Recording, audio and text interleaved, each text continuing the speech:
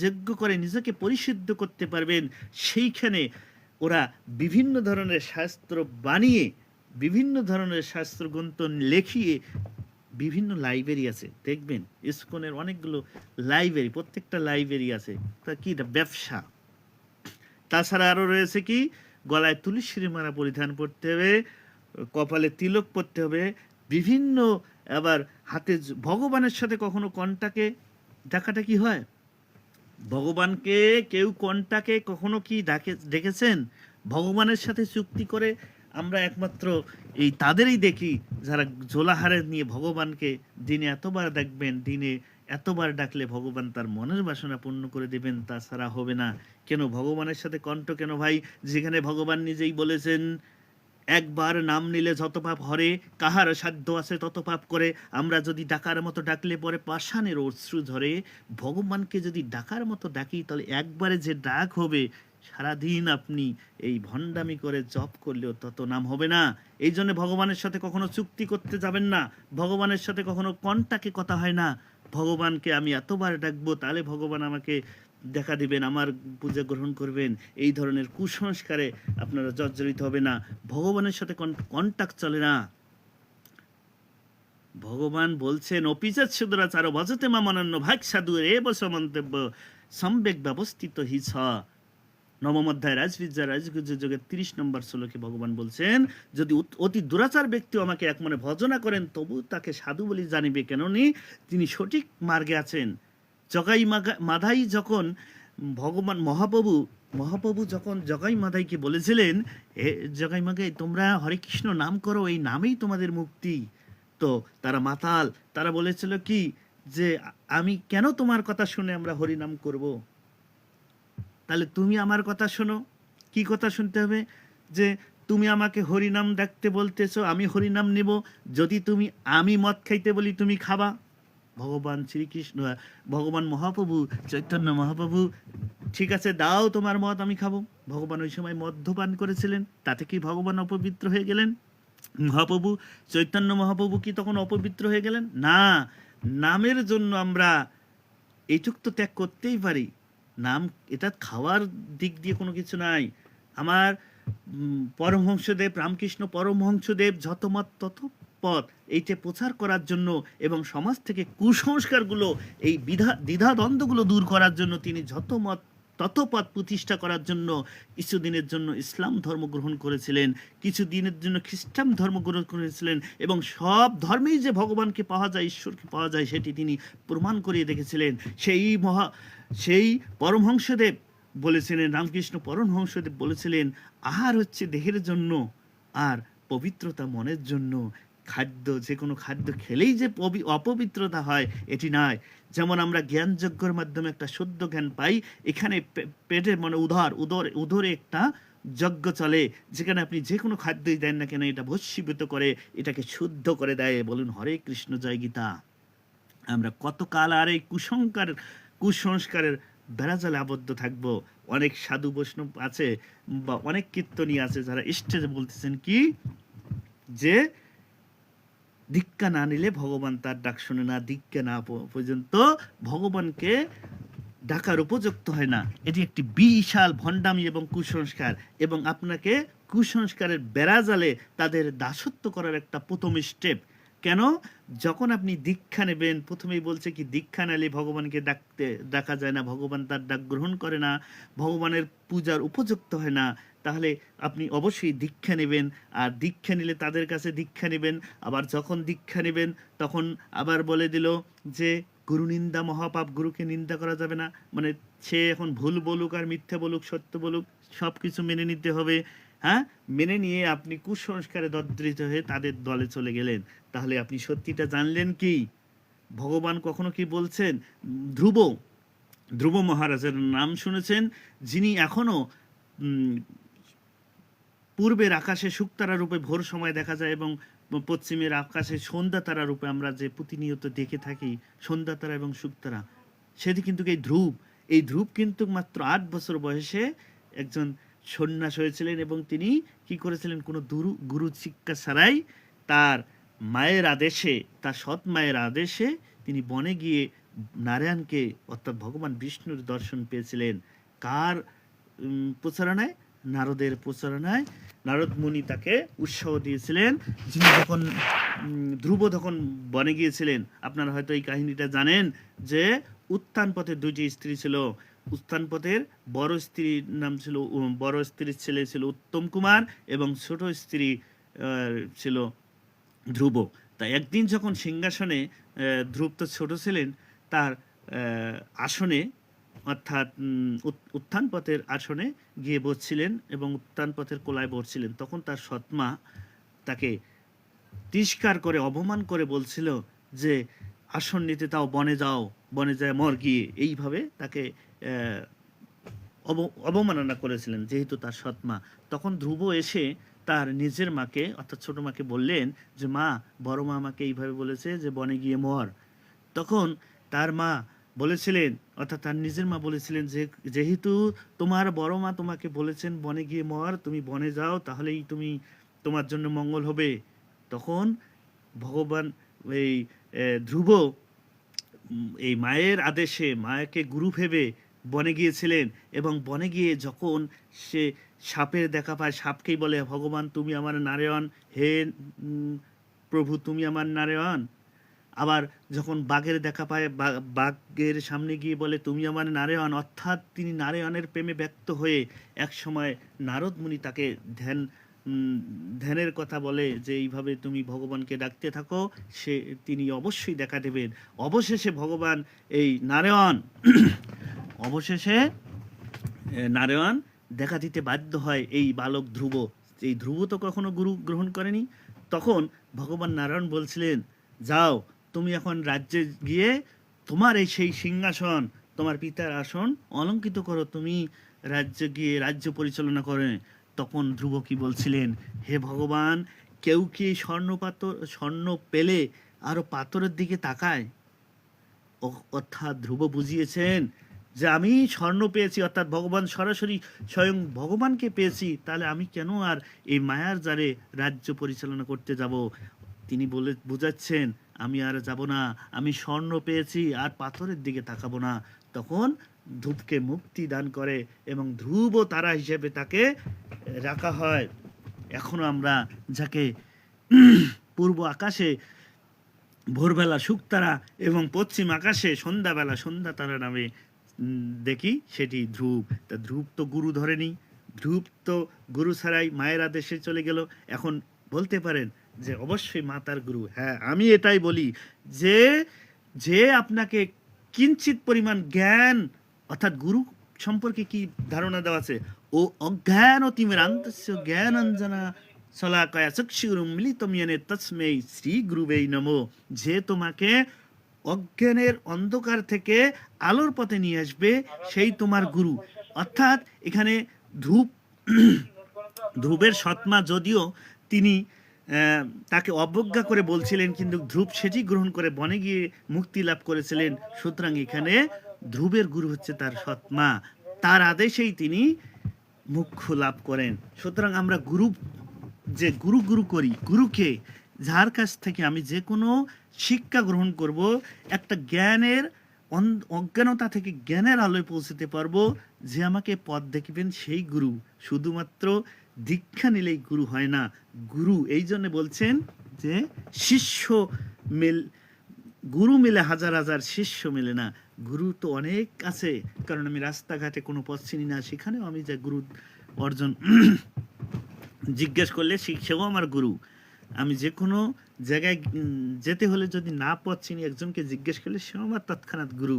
কিন্তু শিষ্য মেলে না, শিষ্য বড়ই কষ্ট, ভক্তি, ভগবানের ভক্ত হওয়া অনেক কষ্টের।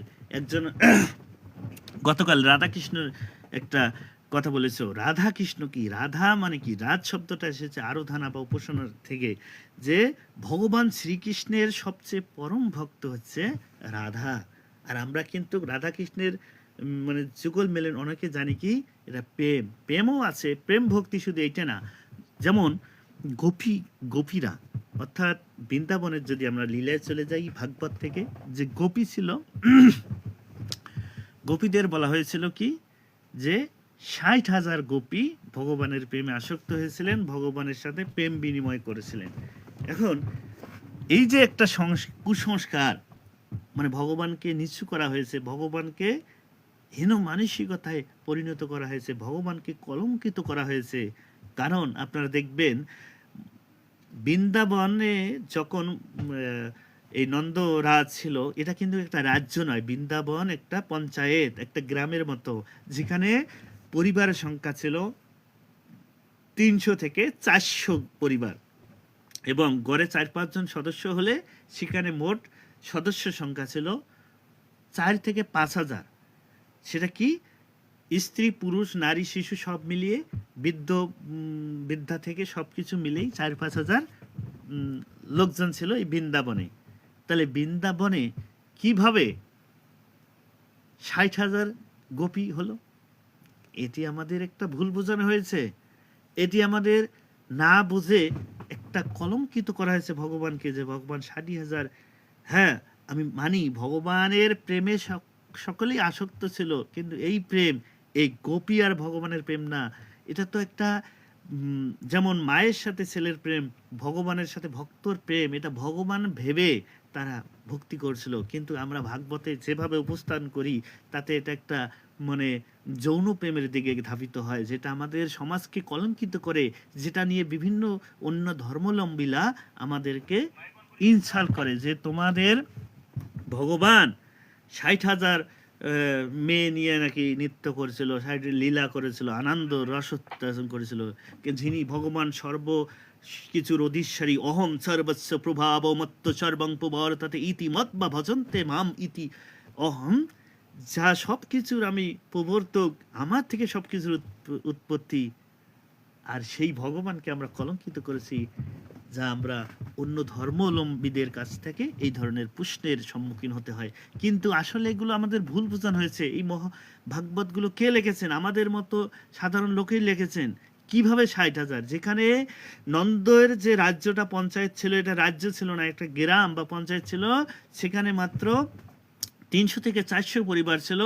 আর 400 পরিবার 500 পরিবারের মধ্যে লোক সংখ্যা সব মিলিয়ে, পুরুষ, নারী, বৃদ্ধ, বৃদ্ধা, শিশু সব মিলিয়েছিল, গোপী গোপা সব মিলিয়েছিল 4 থেকে 5,000। তাহলে এখান থেকে 60,000 গোপী আসলো কোথায় থেকে? এগুলো আমাদের ভগবানকে কলঙ্কিত করার একটা চেষ্টা, ভগবানকে অবিশ্বাস করার একটা, ভগবানকে নাস্তিকে পরিণত করার একটা চেষ্টা। ভগবান শ্রীকৃষ্ণ নিয়ে আমরা ব্যবসা করতেছি, ভগবান শ্রীকৃষ্ণের নামে আমরা বিভিন্ন গল্প, বিভিন্ন দিয়ে ভগবান শ্রীকৃষ্ণকে আমরা কলঙ্কিত করার চেষ্টা করছি। কারা? এই যারা নতুন নতুন, কেন, যেখানে ভগবান বলছেন এই গীতা পাঠ করলে আপনি সর্ব পাপ থেকে মুক্ত হইতে পারবেন। গীতার মাহাত্ম্য 84টা আছে, মাহাত্ম্যগুলো দেখবেন। মাহাত্ম্য শুধু বলতে আমরা বুঝি, যারা গীতা পাঠ করি, আমরা গীতা পাঠ করার পরে মাহাত্ম্য পড়ি, ওই গঙ্গ গীতা, সাবিত্রী সীতা, এইগুলো পরে এই শুধু 8 অধ্যায় নাম বলেই শেষ করে দিই। এটাই মাহাত্ম্য না। মাহাত্ম্য 84টা আছে, মাহাত্ম্য কয়টা পড়ে নেবেন, একবার হলেও মাহাত্ম্যগুলো পড়ে নেবেন। গীতার মাহাত্ম্য শুধুমাত্র গঙ্গা, গীতা, সাবিত্রী, সীতা, এই অষ্টাদশের নাম, এই নাম দিয়ে মাহাত্ম্য শেষ করবেন না। 84 মাহাত্ম্যটা একবার বুঝে বুঝে পড়বেন, যে মাহাত্ম্য দিয়ে কি বুঝাইতে চেয়েছেন ভগবান। মাহাত্ম্যটা পড়লেই আপনি বুঝবেন যে সমস্ত পাপ, যে কোনো ধরনের ব্রহ্ম হত্যা, স্ত্রী হত্যা জনিত পাপ করলেও, অখাদ্য কুখাদ্য, স্পর্শ অস্পর্শ খাদ্য খেলেও আপনি ভগবান সেই গীতা পাঠের মাধ্যমে সেই পাপ আপনি ধ্বংস করতে পারবেন, সেই পাপ নাশ করতে পারবেন। তাহলে আমাদের যেখানে ভগবান সর্ব সমস্যার পথ দিয়েছেন গীতা, তাহলে গীতা থেকে আমরা নিজেদের তৈরি, এই ভণ্ডদের তৈরি, ব্যবসার খাতিরে তৈরি এই শাস্ত্রগুলো কেন অধ্যয়ন করব? আগে গীতাটাকে আয়ত্ত করি, গীতাটাকে আমরা ভালোভাবে আগে বুঝি, গীতাটা থেকে আগে ভালোভাবে জ্ঞান যোগ্যতা অর্জন করি। যেখানে ভগবান শ্রীকৃষ্ণ বলছেন, শ্রেয়ান দ্রব্যমায়াত যজ্ঞাত জ্ঞান অযোগ্য পরন্তপ সর্বকর্মী অখিলং পার্থ। জ্ঞানে পরিসমাপ্তে, সর্বকর্ম জ্ঞানের সমাপ্তি বা পরিসমাপ্তি ঘটে, এবং সর্বশ্রেষ্ঠ জ্ঞানযোগ্য সেটিও বলে দিয়েছেন গীতা জ্ঞানযোগের 4th অধ্যায় জ্ঞানযোগের 33 নম্বর শ্লোকে। আর তাহলে আমরা গীতায় এত কিছু সমাধান থাকার পরেও কেন আমরা গীতা পাঠ না করে এই বিভিন্ন ধরনের মানুষের তৈরি কুসংস্কার যুক্ত শাস্ত্রগুলো কেন করি? এগুলো দিয়ে আমাদের পাপী বানানো হচ্ছে।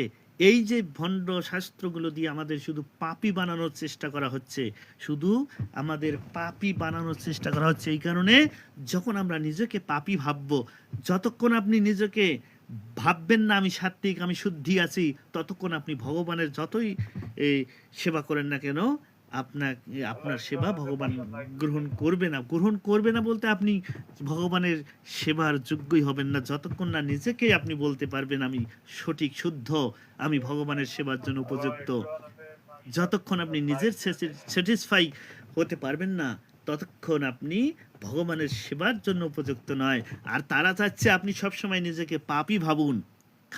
বিভিন্ন খাদ্যের কথা বলে, তিলকের কথা বলে, তুলসীর মালার কথা বলে, বিভিন্ন ভাবে লুঙ্গি পরে, ধুতি পরে, পাঞ্জাবি পরে, বিভিন্ন ভাবে আপনাকে নিরুৎসাহিত করা হচ্ছে আর আপনাকে পাপী বানানোর একটা জোর প্রচেষ্টা চালানো হচ্ছে, যেখানে ভগবান শ্রীকৃষ্ণ কখনো এই ভেদাভেদ করেননি।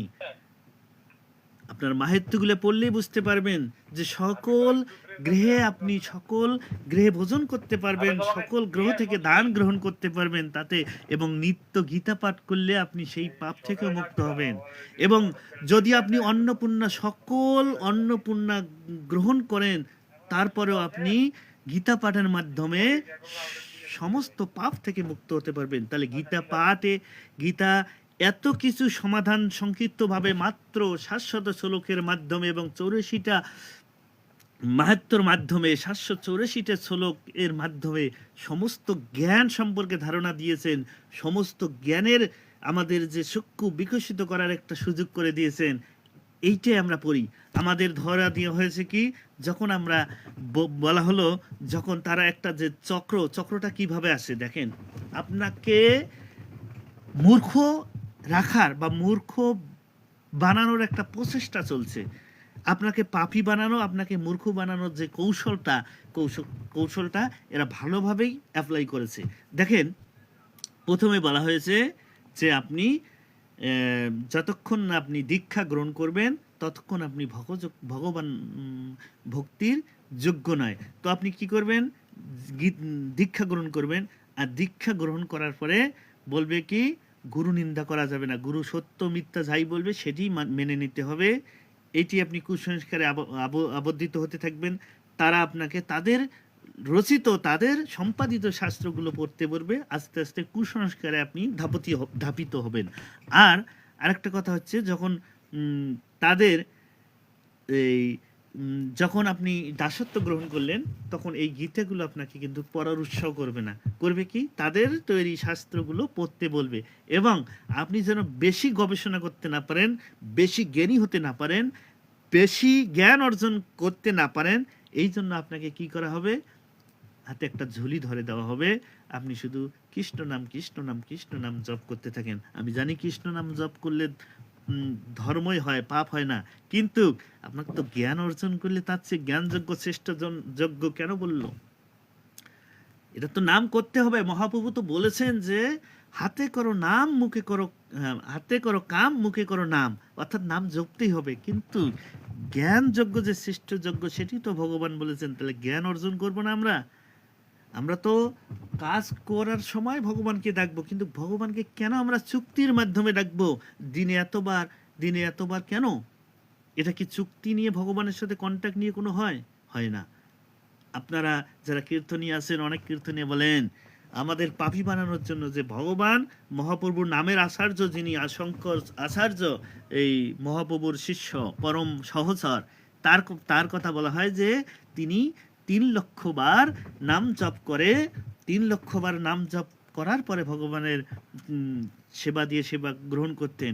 এখন 24 ঘন্টায় আমি আপনাকে একটা হিসাব দিচ্ছি। 24 ঘন্টায় আমি হরে কৃষ্ণ কৃষ্ণ কৃষ্ণ হরে হরে, হরে রাম রাম রাম হরে হরে এই কথাটি বলতে, অর্থাৎ একবার এইভাবে যদি গণনা করি, আমি সর্বোচ্চ 22 বার মিনিটে গণনা করতে পারি। ধরেন আপনারা বেশি পারেন আমার থেকে, আপনাদের মুখ চালু, আপনারা সবসময় বলছেন 25 বার। 25 বার করে যদি মিনিটে বলেন, তাহলে ঘন্টা হয় 1500 বার, আর 24 ঘন্টা 24 গুণন 1500 হয় 36,000 বার। আমি 36 না, আপনার আরো বেশি গুনতে পারেন, আপনি আরো বেশি দক্ষ, আরো বেশি ভগবান ভক্ত, আপনি 50,000 বার 24 ঘন্টায় গুনলেন। দিন রাত 24 ঘন্টায় কোনো ধরনের খাওয়া, প্রস্রাব, পায়খানা, বাহ্যিক অভ্যন্তরীণ কাজ স্নান ছাড়াই আপনি 24 ঘন্টায় সর্বোচ্চ 50 বার, 50,000 বার গুনতে পারবেন। তাহলে ভগবান 3 লক্ষ বার, মানে নামের আচার্য যাকে বলা হয় শঙ্করাচার্য, তিনি 3 লক্ষ বার কিভাবে গড়ল? আমাদের ভুল বোঝারে ভগবান, আমাদের ভুল বোঝাচ্ছেন আপনারা, যারা এই শাস্ত্রগুলো, এই ভণ্ডামিগুলো করতেছেন, আপনাদের আমাদের ভুল বোঝাচ্ছেন। 3 লক্ষ না, 3টি লক্ষ্য থাকবে। এই কন্টাক্ট না, ভগবানের সাথে কন্টাক্ট কখনো হয় না। ভগবানকে কন্টাক্টের মাধ্যমে, চুক্তির মাধ্যমে হয় না। ভগবান 3 লক্ষ দ্বারা কি বুঝাইছেন? আমি কোথায় থেকে এসেছি, আমার এখানে করণীয় কি, এবং আমি কোথায় আবার যাব, এইতে 3টে লক্ষ্য বা উদ্দেশ্য। এই 3 লক্ষ্য উদ্দেশ্যের কথা বলা হয়েছে, যেখানে আমরা ভণ্ডামি করে 3 লক্ষ বার আপনাকে ঝুলি ধরানো হয়েছে। এই ঝুলিতে আপনি নাম জপ করতে থাকেন ভগবানের সাথে চুক্তি করে, যেন আপনি গীতা জ্ঞান বা অন্যান্য জ্ঞান অর্জন করতে না পারেন। তাহলে আপনাকে দাসত্ব করে নেওয়া হচ্ছে।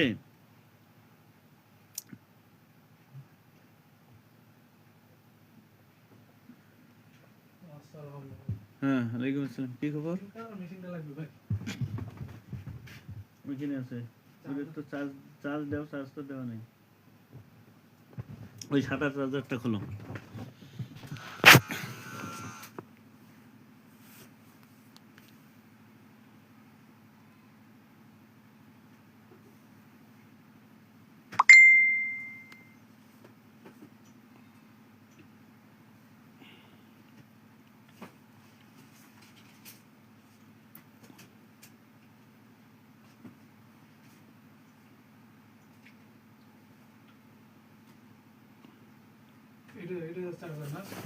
হুম।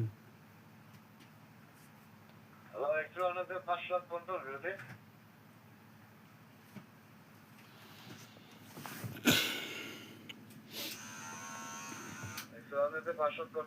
বাতি জ্বলে না? না, হয় নাই। ওই ওইখানে লাইট পানি, ওটা রাখো। ওটা রাখি দাও।